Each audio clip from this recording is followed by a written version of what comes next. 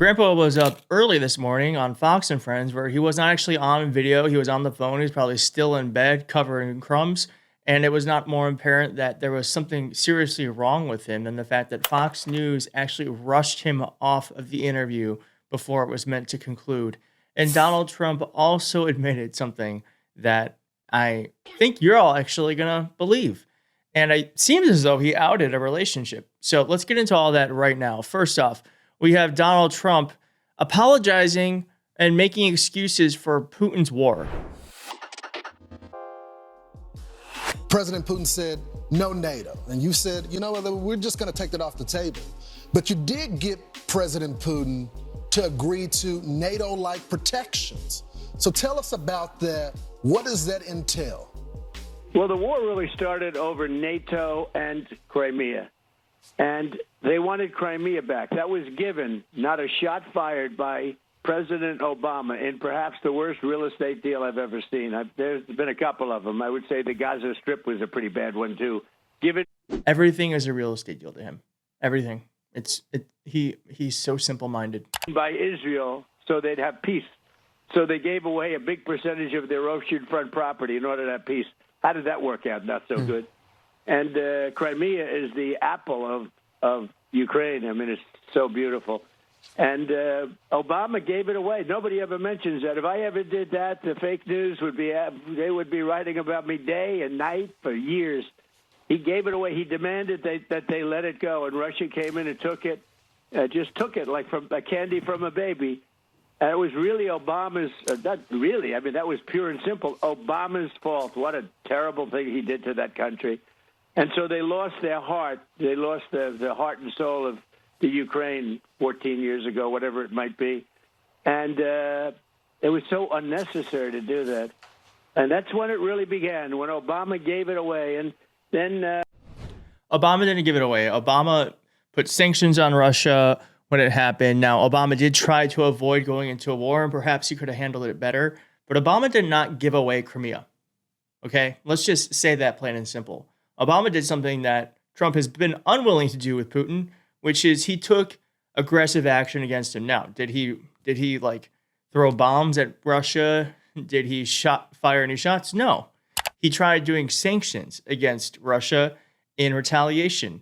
And I guess that wasn't the right move, and maybe he should have done something differently. But that's why with Ukraine, we did act differently, and we did help them fight a war rather than just trying to do things peacefully. And so Donald Trump is trying to say that Obama gave away Crimea.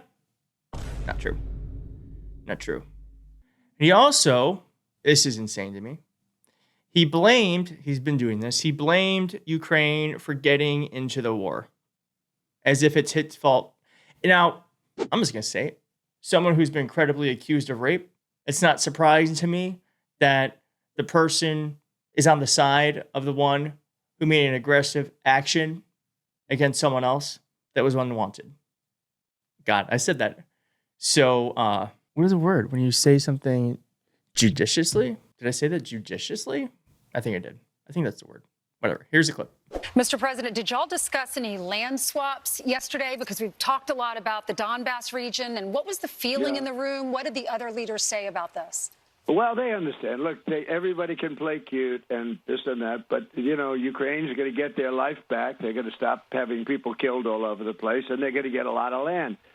But this was a war, and Russia is a powerful military nation, you know, whether people like it or not. It's a powerful nation. It's a much bigger nation. It's not a war that should have been started. You don't do that. You don't take on a nation that's 10 times your size. And you know, military experts look, if it wasn't for...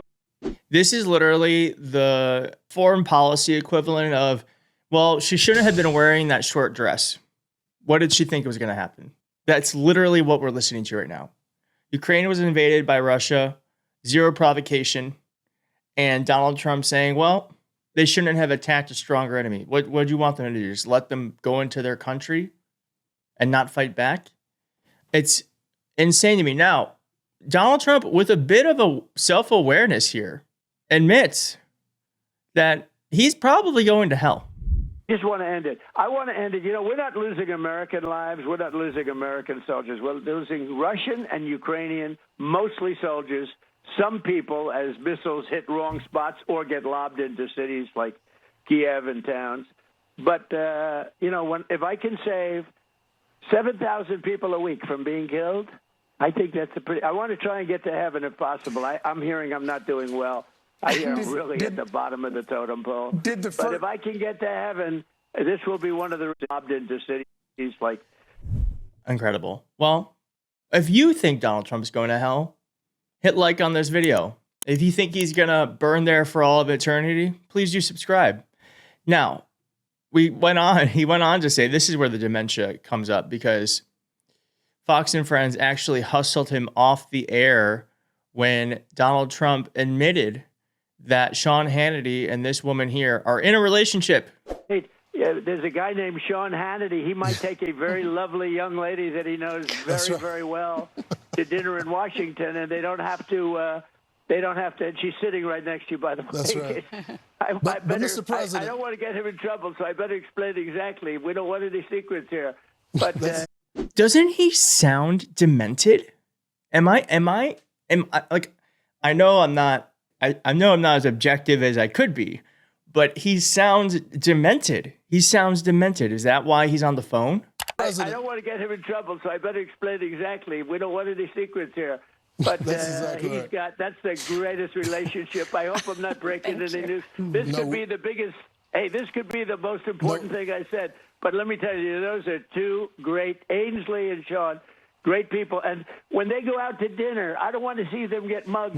Now they can go out, they can hold hands, they can. All right, and then here is Fox and Friends rushing him off the air after that moment. People in government. Well, President Trump, we want to thank you so much for joining us this morning. We know that you have lots of other wars around the world that you need to end, and that's more important than anything. So we appreciate you joining us this morning. No, thank you very much, Mr. Charlie. President. Thank you so much. Thank you. And Ainsley, thank you. I hope I didn't get you in trouble with John. No, We it's just appreciate a great your couple. support. I'll Thank say you. it. You know, I like this. It's a great couple. We love them. Have a good Thank you, time, Mr. everybody. President. Congratulations for you. yesterday. Thank you, Mr. Trump. Thanks, sir. Thank you. They're like, oh, grandpa. It's so obvious. Everyone knows his brain is turning into mush. And I want to end with this, because Gavin Newsom dropped this. Gavin Newsom, one of the few Democrats I think we could say is that fighting the way that needs to, the way that we need to fight right now. He came out of this ad talking about Donald Trump's plan to rig the elections. I'm just so grateful we have someone leading. Someone. And my hope is that more Democrats see this and they say, well, he's getting attention. We got to do the same thing. But here's this ad. I hope they play it all over the place. I hope they play it on Fox. And I'll see you next time. Thank you. Wake up, America. Wake up to what Donald Trump is doing. Here he is once again trying to rig the system. He doesn't believe in the rules. We can't stand back and watch this democracy disappear district by district. We have got to meet fire with fire. We're asking the voters for their consent to do midterm redistricting to level the playing field all across the United States. On November 4th, you have the power to stand up to Trump. Donald Trump, you have poked the bear, and we will punch back. This is a serious moment. Wake up.